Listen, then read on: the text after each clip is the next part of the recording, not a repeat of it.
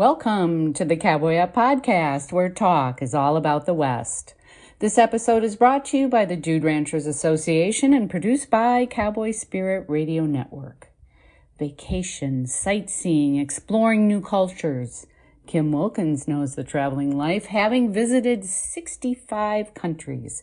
And now the YouTube host and blogger known as Kim the Abundant Traveler. She joins Russell and Allen to offer travel tips and more, including what to pack for a dude ranch getaway.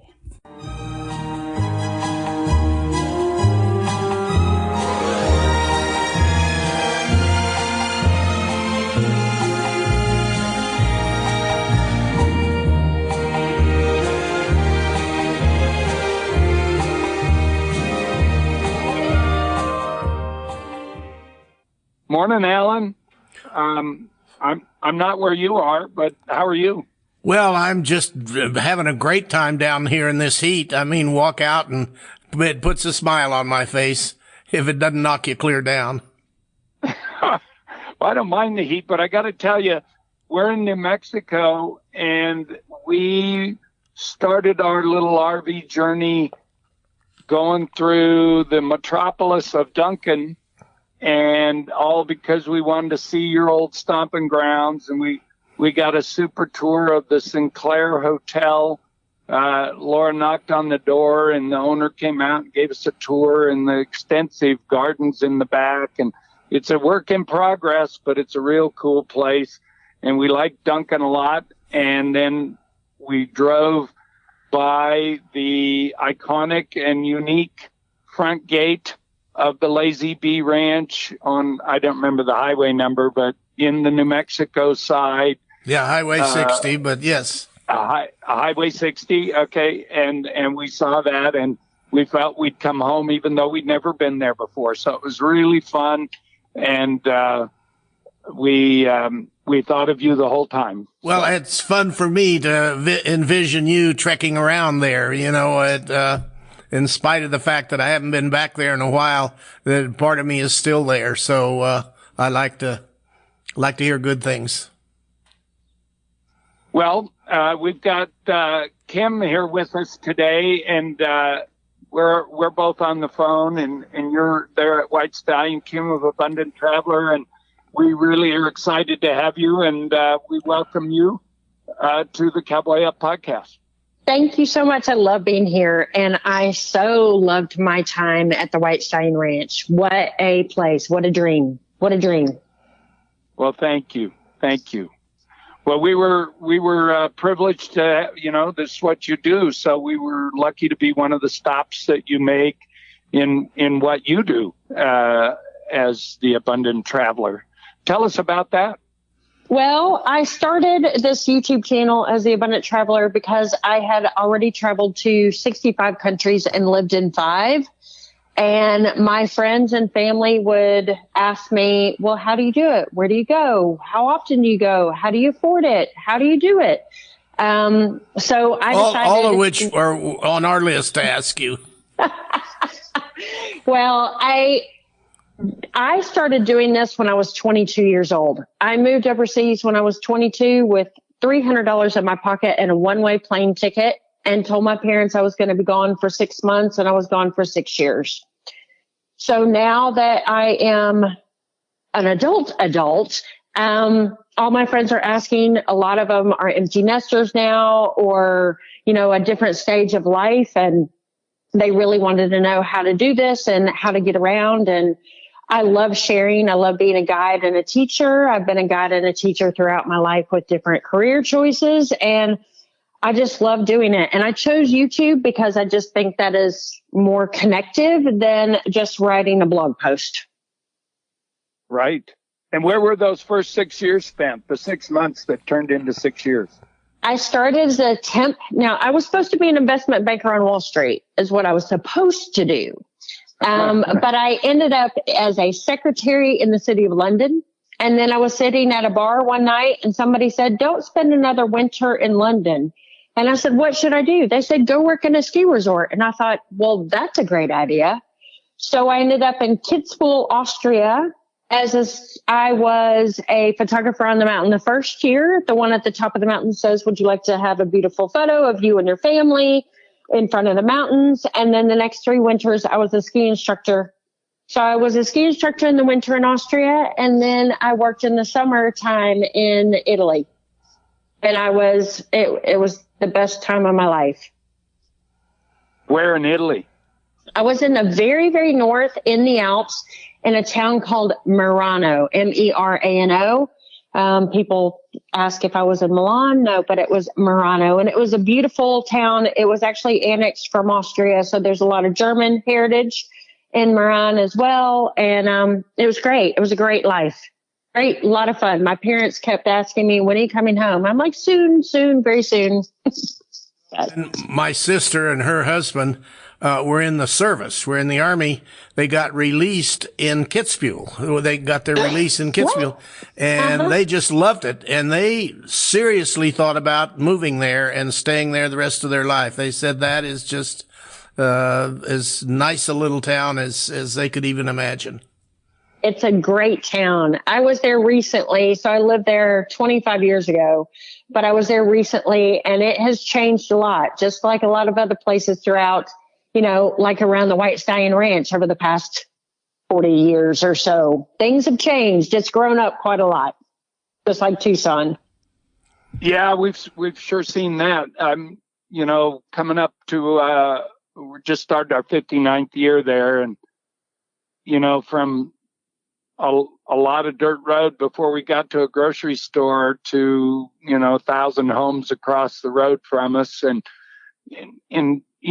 it's surprising, not that it happened, but surprising in that it's had a whole lot less impact on us than we thought, and it just, I think, makes what we are and where you were in that untouched, unspoiled little corner of the Sonoran Desert that our ranch is, more of a contrast, and maybe we almost appreciate it more, and I think the people who come do too. So I don't, change is inevitable, and sometimes it's not, it didn't bring the impact you expected, but anyway. Well, when you are at the ranch, you cannot tell that you are so close to a big city. You can't tell. You're out there in the middle of nowhere, sitting at your casita and having a cup of coffee and enjoying everybody and meeting everyone at the meals. You just have no idea how close you are to modern day life, and you don't even feel it. It's amazing what you have preserved and built in your family. Well, thank you. Yeah, no, I and of course, if you're suddenly want something from a Safeway or a Walgreens, the 5-minute convenience is appreciated at that moment, and I guess there's always two sides to the coin. But I want to circle back, Alan. Did you ever ski? Oh, yeah, I wouldn't call myself a good skier, but I was an avid skier, and only broke one elbow. Where did you ski? Well, Snowmass was where I started skiing, and then that area, Aspen and Snowmass was, and also Vail. They're kind of in the same valley, and those remain my favorite places to ski. But, me, like everybody else my age, I gave away my skis here within the last year, and winter clothing and skis and everything. And so now it seems strange to think about it in the abstract. Yeah, I don't think anybody'd want my skis. I used to ski. I only skied Mount Lemmon, which was icy, steep, and short, and White Mountains, which was pretty darn nice, Sunrise. So, Kim, do you still ski since you were a ski instructor? I still ski. I love it. I absolutely love it. I ski all over Colorado and Utah, and I've started going back to Europe every year. And it's really fun to create content and videos to share, because all of us in the U.S., we think of Vail and Park City and Deer Valley or places like that, or Snowmass. And there's so much culture, so many other things going on. So you get to ski, amazing après ski, amazing restaurants, charming family run hotels when you go to Europe. So I've been going back for 3 years now. And this coming winter, I'm going to Italy. Last year I was in Switzerland, and the year before I was back in Austria. You make me jealous. I want to. You have room in your however you travel. I want to go. Absolutely, absolutely. And there are a lot of people that go to the ski resorts in Europe in the winter and actually don't ski because there's so much to do and see. Take the trains, take the chair lifts up to amazing restaurants on top of the mountains. Because in Europe, those towns were there before skiing was a sport. Whereas a lot of towns here in the United States, they found an amazing mountain, so they put a town at the bottom.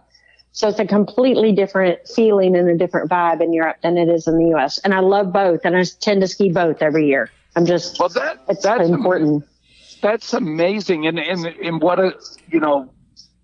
an obvious but never thought of by me contrast where U.S. the age of the United States, skiing was the catalyst, where in Europe it preceded it. What would be the best place to go for a ski area and not ski in Europe? I would go maybe to Interlaken and the Jungfrau region of Switzerland, because there's an amazing train system and lots to see and do.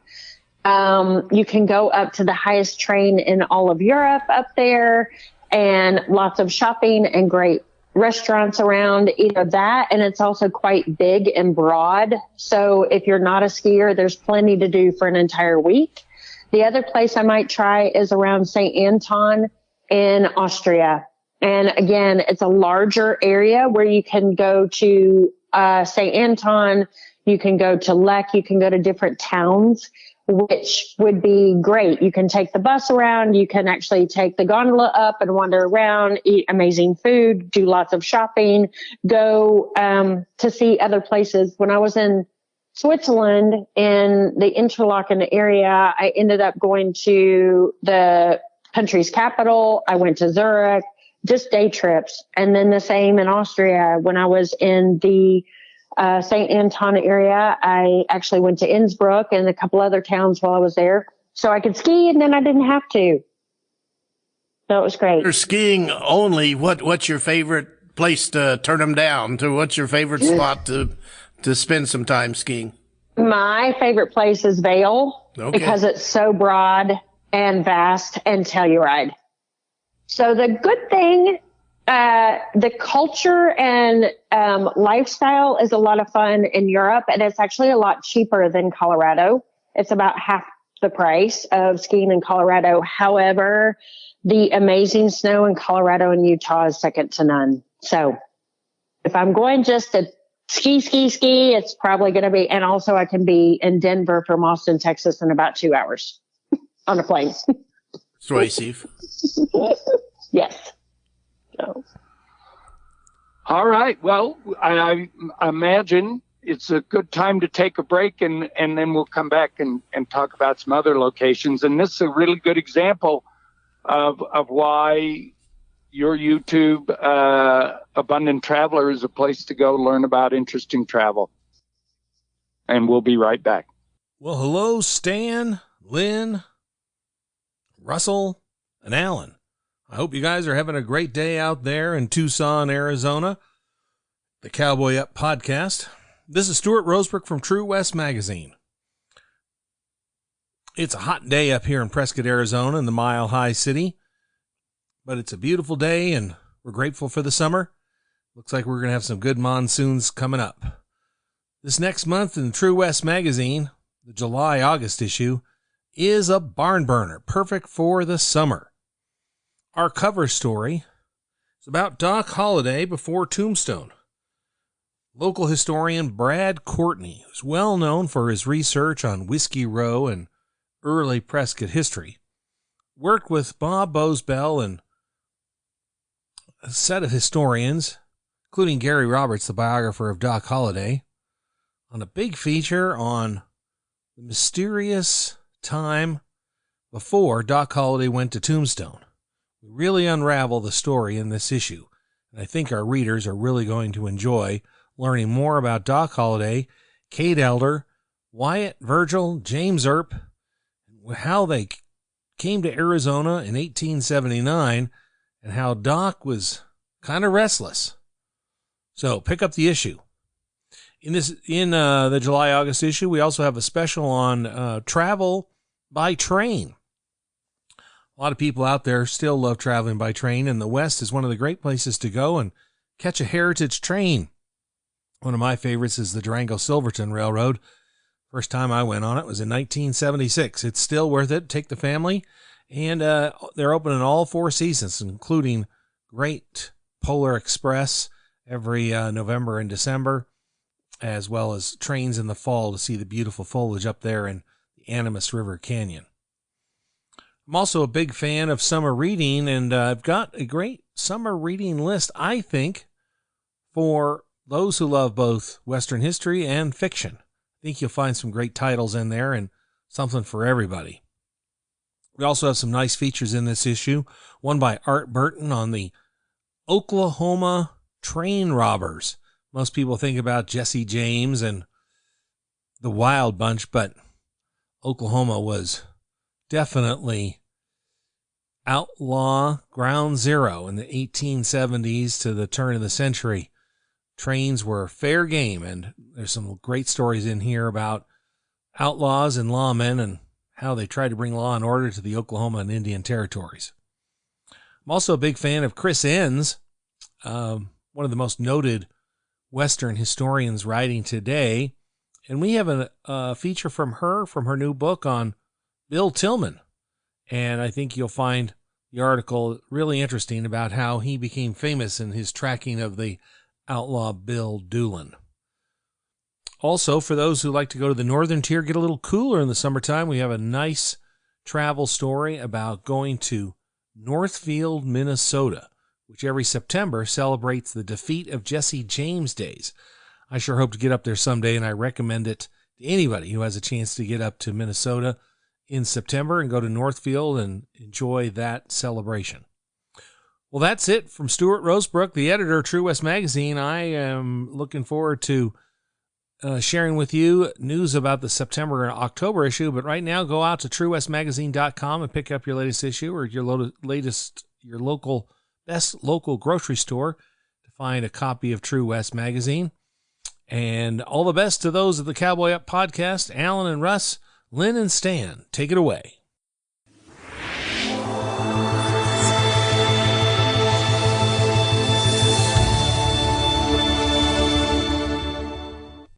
Well, Kim, I understand you also had something, you were in the wine importing business, or, I mean, beside the traveling, talk about almost everybody likes to talk about wine. I love to talk about wine and food, for that matter. I owned a wine import and distribution business for 15 years. So I was an importer of Burgundy and Bordeaux. And I did that after I returned to the U.S. when I was living overseas, and I just fell into it by accident. There's no correlation between living in Europe and being a wine distributor and importer. It just happened. And it led to more travel, meeting more people, getting my hands dirty and being in the dirt and watching farmers, because at the end of the day, the wineries, they're farmers. They're beholden to the weather. They're beholden to pests, and some years they have great vintages and some years they don't. And most winemakers and wine people are really salt of the earth. So when you're out traveling, do you try to go ahead, Al? When you're out traveling, do you try to make it a point to go out in the dirt and meet the farmers and spend time out on the farm? I've owned horses my whole life, helped build a barn, mended fences, can bale hay, or at least used to be able to. I love putting my hands in the dirt. I love getting dirty. The brand's tagline for the Abundant Traveler is called Laid Back Luxury. So I don't mind camping. I don't mind getting dirty. I don't mind being, out in the middle of nowhere. And then at the end of the day or a couple of days later, I'll go stay at a really nice boutique hotel and enjoy amazing sheets and, really high end, super amazing food and wine. So, well, those are such good things to do. I'm surprised you're ever at home. Well, the Abundant Traveler is not my day job, so I have to be home. That's like the old saying about ranches, right? The secret to a successful ranch is a wife who works in town. I think it's both now. I think it's both of them work in town. So Bordeaux and Burgundy were your imports. Are those protected names like Champagne or tequila in Mexico? They are protected. So Burgundy, real Burgundy comes from a area in France called Burgundy. And the two grapes the red grape is Pinot Noir and the white grape is Chardonnay. And then Bordeaux is there's a city in southwest France with the name Bordeaux, and the wines that come from around there are Bordeaux's. You can make a Bordeaux blend or a Burgundian style wine, but only if they're from those areas are they actually able to be called what they're. I wondered. So my partner in dude ranching, he used to import Italian wines. He was a distributor for that. And it's, of course, different. And the world is getting to be. I mean, when Arizona is actually making good wines, it's really spreading out. What about the food piece, too? You talk a little bit about food and travel, I think, in your YouTube show. I do. I'm a big foodie. I've always been into food, from food trucks to Michelin quality restaurants. My number one thing to do when I land in a new city, and this is probably my number one tip, is the day you arrive, no matter if you have jet lag or not, do a food tour that night. The first thing is you're going to meet other tourists. You're going to be sitting across a table from somebody, getting to know someone new. You're going to be eating and drinking and enjoying. And you're also going to be having a guide there that can guide you to different restaurants, places you should try, things that are possibly off the beaten path. And then if you want to know other tourist sites or other things you need to know, you're getting firsthand experience from a local when you do a food tour that first night. And also, jet lag is a beast. And so if you can make it through the first night, which with the entertainment of being on a food tour, you can make it through the rest of your trip. Are food tours available a lot of places? I mean, I don't really know about them. Yeah, I need some instruction on that as well. I didn't hear any of that. Are food tours available a lot of destinations? Yes, food tours are available all over the world. Almost every city, especially big tourist destinations, have food tours. So if you're going to Singapore, they'll have the street fairs and the night markets. They'll have food tours for that. Or if you're going to Paris, they'll have food tours that are specific to, there are food tours specific to cheeses around France in Paris. There's food tours that are typical foods. You can also do alcoholic or beer tours, wine tours. You can go to tequila and do a tequila tour. Maybe not. You want to do that the first night with jet lag, but so you arrive at a city. Mm-hmm. You arrive at a city. Where do you go to find the people that can give you these tours? I mean, how easy is that to find somebody to hold your hand and say, let me show you whatever the city is? There's one app that I use in particular. It's called Viator or Viator, Viator. And you can plug in your dates and your location, and then click on the left-hand side. It'll just say food, and you can find amazing food tours anywhere that you're looking. There are specific companies in certain countries, but Viator is a great way to start. Also, you can use TripAdvisor for recommendations, but I typically book through Viator. So would a place the size of Tucson have, do you think? Probably.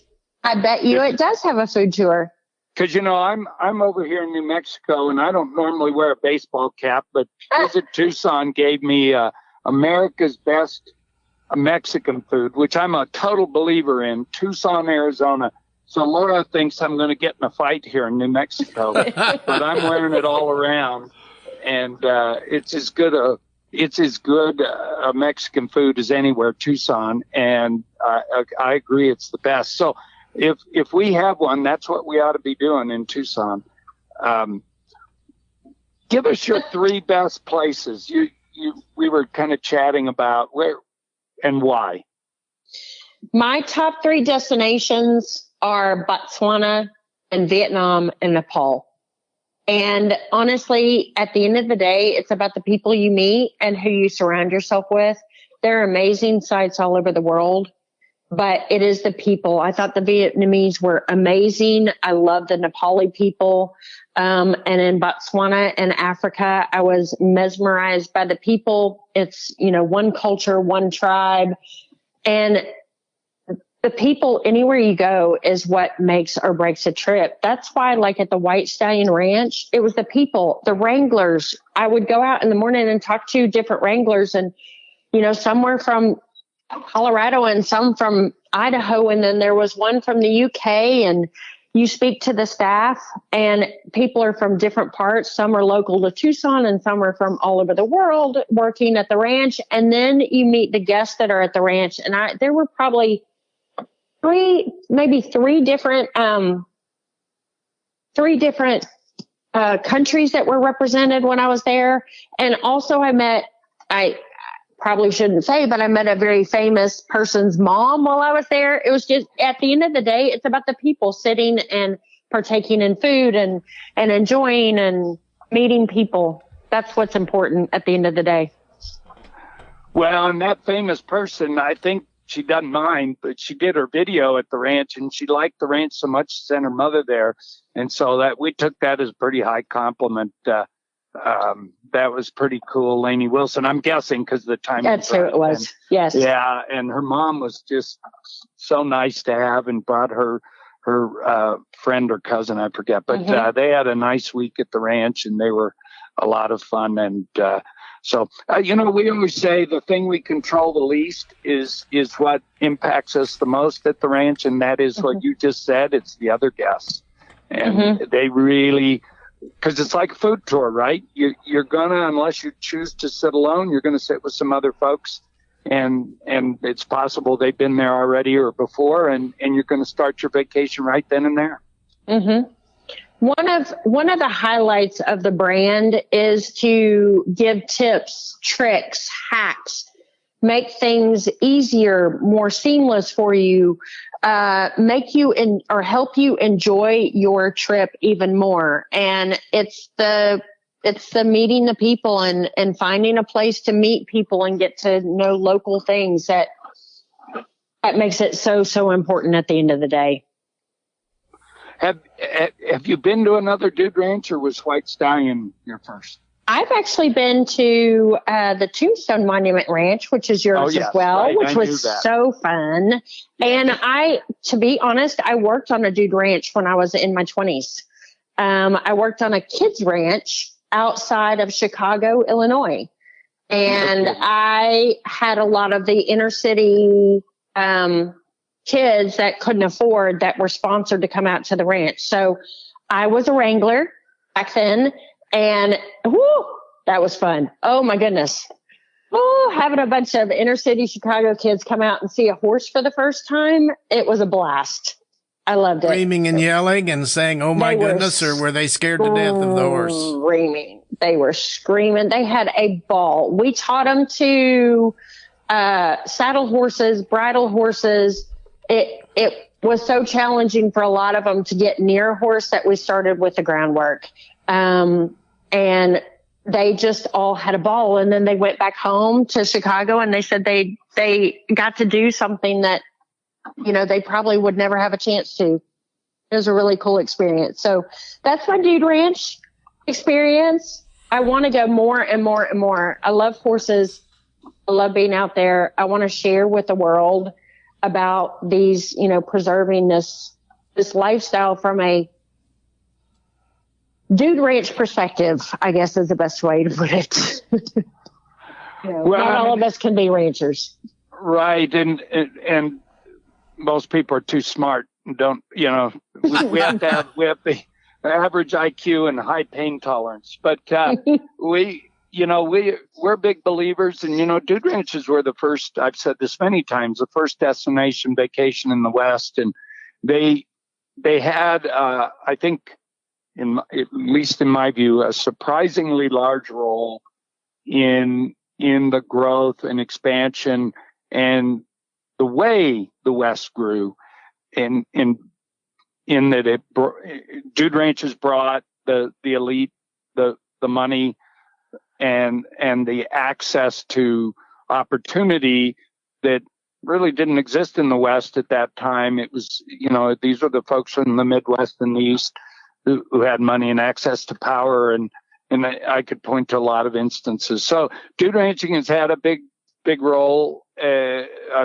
unexpectedly big role, but we're still here, and so we got to get you to a few more. We're in Wyoming and Montana now, so we've got our Montana range that we've had 4 years, and then in Wyoming we're right between Cody and Yellowstone, in just a sort of dude ranch road. There's 5 of us along that road, and Teddy Roosevelt said it was the prettiest 50 miles in America. So we got to get you up there next. I would absolutely love that. I would love that. I have sung the praises of the White Stallion Ranch since I've been home, telling all my friends, I'm like, take your boyfriend, take your husband, take your family, take your girlfriends, do a girls' weekend. It didn't matter. Got to go to the White Stallion Ranch. Well, thank you. It's kind of a good entry-level dude ranch. We probably have as varied a riding program as anyone. So if you're a real rider, it's a destination. But if you want to try a dude ranch in relative comfort and have a full spa and entertainment every night, it's kind of the place to start. But there's a lot of great dude ranches out west, and Dude Ranchers Association does a brilliant job of selecting those and keeping the quality standards high, yet in a varied manner. So, well, where's next for you, Kim? What's you got? Any great trips to make us envious? Well, before I say that, if anyone is headed to your ranch or any other dude ranches, I do have a dude ranch packing list. So if anybody's interested in that, I can share that with you guys. As far as trips where I'm headed next, I live in Austin, Texas. It's already 100 degrees. I'm headed north. I am hoping to get to Iceland this year, and I'm looking at Alaska right now. And then typically the entire month of September I spend in Spain. So I'm hoping to be back in Spain at least part of this September. So that's what's next on the agenda. Just somewhere north right now. Got to get out of the heat. That's a big wow. Your travels make me envious. Yeah. Iceland's always been on my list. I don't know why, but my wife's said it was terrific, and it's just always been and summer's when we can travel. That's winter is when we're really busy at White Stallion. So well, tell us again, where do they go? Where does everybody go to get all these great tips? The packing list, the YouTube channel, The Abundant Traveler. Give us all that information. Sure. The YouTube channel is The Abundant Traveler, so you can just plug that in. And it is the American version, or the American spelling of traveler with one L. And the same for the website, The Abundant Traveler. Instagram is at The Abundant Traveler. So that's where you can find everything. You can always reach out to me as well. I answer any questions. I had somebody reach out to me today and say, can you help me with my trip to San Miguel? I'm not a travel agent, but I love helping people have a wonderful time on their trips. So I'm always open to emails to me about, have you been here? What do you recommend? Just makes me really happy. How do they do that? How do they contact you? They can reach out at Kim@theabundanttraveler.com. Kim@theabundanttraveler.com. traveler.com. One L and Traveler. Yes. Well, this has been fascinating, Kim. You just are great to talk to and a real source of good ideas. Well, thank you. It's been a real treat for me to be here with you guys. I really appreciate it. And it's so nice to talk to both of y'all. Thank you. Yeah. Thanks for your time. And we'll see you at another Dude Ranch before too long, I hope. Absolutely. Sign me up. Okay. All right. Great. Have a great day. Thanks for your time. Bye-bye.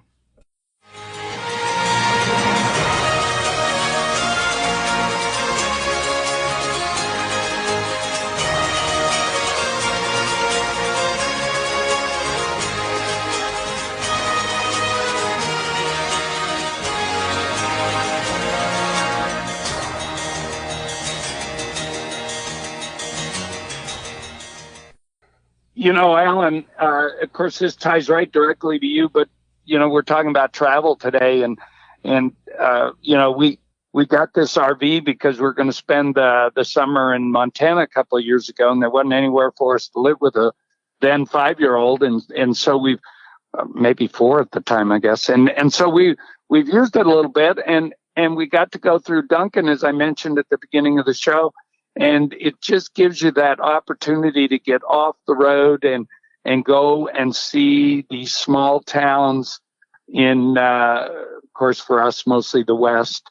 And it's just, I enjoyed big cities a lot because they weren't my lifestyle. But right now, Laura and I just like driving through these small towns and grabbing a meal or a beer and just getting that taste of the Duncans of the Southwest. I fully agree with you, and I enjoy driving along and turning off the road and seeing what's around the corner. Yeah, no, it really is a different perspective, and we've sure enjoyed it. And we'll be in the same place together next time. Look forward to it. Okay, bye-bye. See you later. Hey, glad you could be with us today. Here's to fun and sun summer vacations here or abroad. A hearty thank you to Stan Houston's production team. Join us next week when talk turns to the history of guns with expert Phil Spangenberger, who has taught Will Smith, Mel Gibson, and others how to handle and shoot guns for the movies. Until then, this is Lynn Weezy Sneed reminding you to sit tall and ride safe.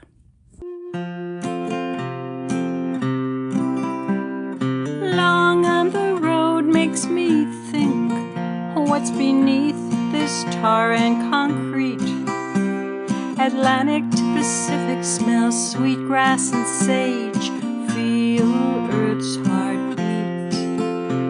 I've been across this land and listened for voices of those unsung. Sacred places, many tongues, old and young. The stories are not yet done. Mile after mile after mile, across the Ohio, the wide Missouri, green forest, gold prairie grass, red rock canyons, blue mountain pass. The road will take me back, mile after mile.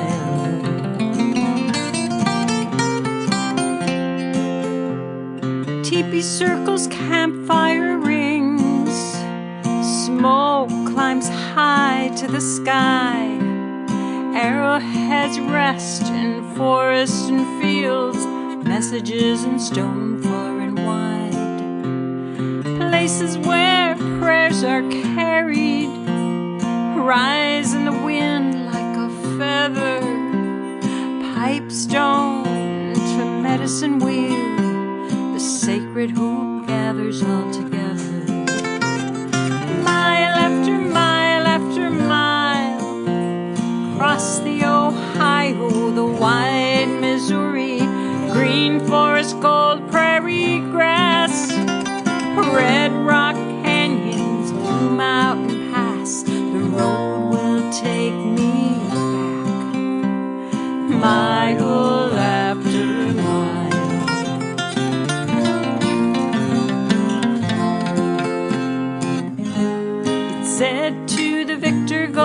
spoils, the conqueror tells the tales.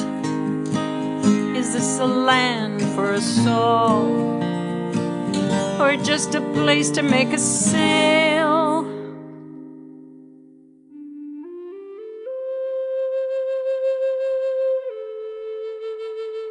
In the words of Chief Seattle, every part of this earth is sacred to my people. Every shining pine needle, every sandy shore, every mist in the dark woods, every clearing and humming insect is holy in the memory and life of my people. The sap coursing through the trees carries the memories of all. Mile after mile after mile, across the Ohio, the wide Missouri, green forest, gold prairie grass, red rock canyons, blue mountain pass. The road will take me back, mile after mile, mile after mile.